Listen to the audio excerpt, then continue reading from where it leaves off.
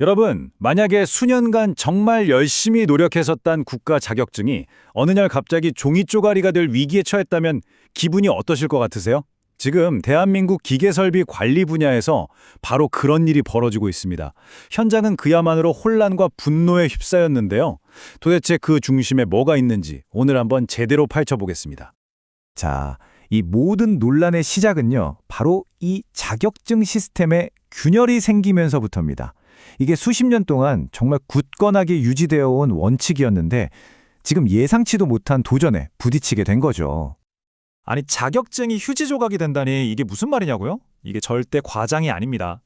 지금 현장에 계신 수많은 전문가분들이 실제로 느끼는 그 불안감, 그 핵심을 찌르는 질문이에요. 도대체 어떻게 하다가 이런 상황까지 오게 된 걸까요? 그 원인부터 한번 살펴보겠습니다.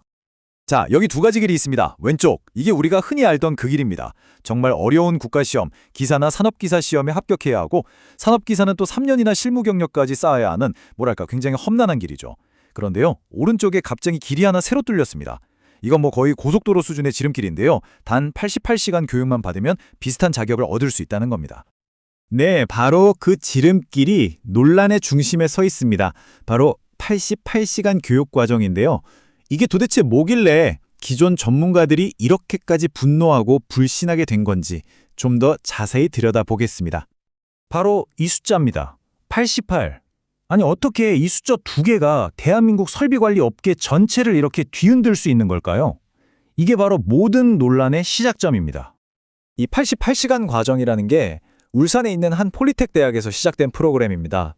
원래 취지는 학교 시설 관리자분들께 초급 자격을 좀 더 빨리 취득할 수 있게 도와주자는 거였죠. 근데 그 의도와는 전혀 다르게 이게 업계 전체에 엄청난 파장을 일으키면서 이게 공정한 거냐 하는 논란을 낳고 있는 겁니다. 이 말을 들으면 딱 감이 오시죠? 정말 어렵게 오랜 시간 걸려서 정석대로 자격증을 딴 분들 입장에서는 뭐랄까, 진짜 뒤통수를 세게 맞은 것 같은 그런 기분이 드는 거죠. 이 상대적인 박탈감이 정말 심각한 수준이라고 합니다. 그러니까요, 결국 이런 질문을 던질 수밖에 없는 거예요. 우리가 그동안 믿어왔던 노력의 가치는 대체 뭐고, 전문성이라는 건 과연 어떻게 증명해야 하는 건가? 이 새로운 지름길이 정말 모두를 위한 올바른 방향이 맞을까요? 자, 그런데 문제는 여기서 끝이 아닙니다.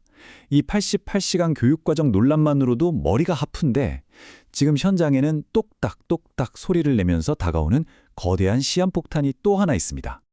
이 시한폭탄의 정체가 뭐냐면요, 바로 임시관리자 제도입니다.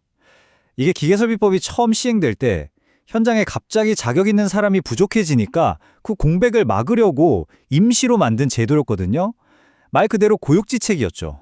근데 문제는 이 임시라는 꼬리표를 떼야 할 시간이 코앞으로 다가왔다는 겁니다.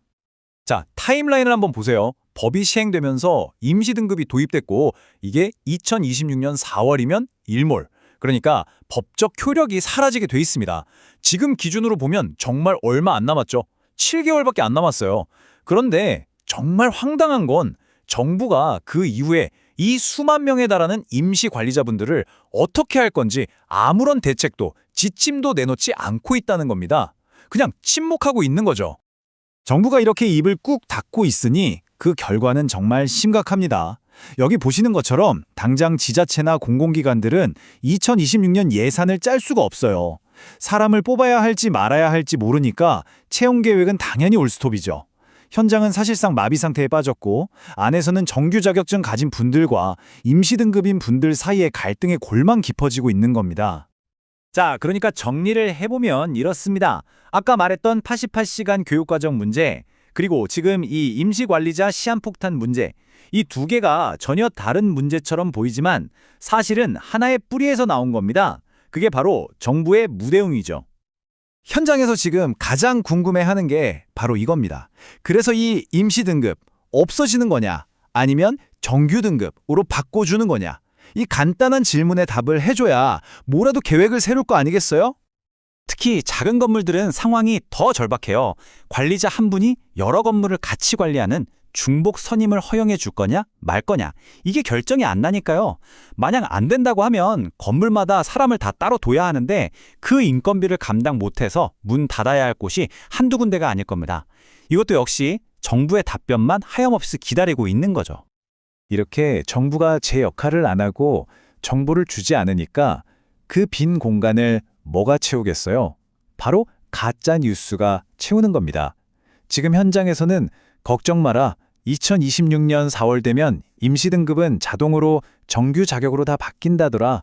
이런 말도 안 되는 소문까지 돌고 있다고 해요. 이건 정말 혼란을 더 키우는 위험한 신호입니다. 정말 딱 이 한마디로 모든 게 설명되지 않나요? 한 교육시설 관계자분이 하신 말씀인데 그냥 국토부 입만 쳐다보고 있다고요.